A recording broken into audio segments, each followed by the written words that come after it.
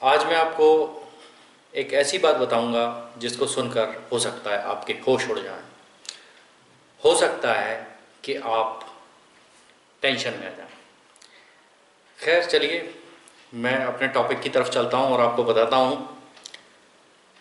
Actually क्या आप इस सच्चाई को जानते हैं कि जब पावर कट होता है, बिजली की कटौती होती है और इन्वर्टर पे आप अपने घर के पंखे, ट्यूबलाइट्स या लाइट या जो भी आप चलाते हैं, बिजली से चलने वाली कोई भी चीज़, तो क्या उस समय आपकी बिजली बच रही होती है? पहला सवाल। दूसरा सवाल, फिर जब लाइट आती है तो इन्वर्टर उस बैटरी को चार्ज करता है, तो क्या उस समय बिजली खाता है? सही बात है, खाता है। लेकिन क्या जब आपकी लाइट गई है उस समय आप अपनी स्टोर की हुई बैटरी का जो पावर है वो कंजम्पशन कर रहे हैं, क्या उस समय भी बिजली का बिल बनता है? मेरा सवाल ये है। तो जी हाँ दोस्तों, इसका जवाब ये है कि जिस समय आपका इन्वर्टर चलता है उस समय भी आपकी बिजली जलती है, चाहे पावर कट क्यों ना हो। अब वो मैं आपको बताता हूँ उदाहरण के तौर पे ऐसा क्यों होता है। जो मुझे बताया गया जो तरीका, और मैंने इसके ऊपर 1 महीने तक इसको देखा और समझा कि वास्तव में ऐसा होता है कि नहीं, तो मैंने पाया कि नहीं, ये बात बिल्कुल सही है। फ्रेंड्स, क्या होता है कि जब हम इन्वर्टर कनेक्शन जब लगवाते हैं, उसको सेट करते हैं इन्वर्टर को, तो इन्वर्टर की सिंगल वायर गई होती है। वो सिंगल वायर होती है हमारी फेस की, मतलब हम उससे जो करंट देते हैं वो पॉजिटिव जो करंट होता है वो जाता है उसमें से। और एक होता है न्यूट्रल।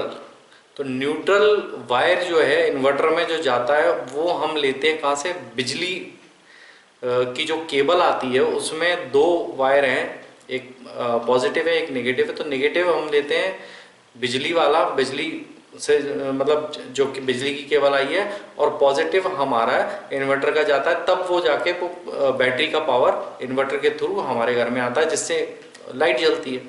तो जो न्यूट्रल हमने इनका लिया हुआ है, मतलब बिजली विभाग की जो केबल है उसमें जो न्यूट्रल लिया है, तो वो न्यूट्रल मीटर के पास, मीटर में से ही बाईपास होके आता है।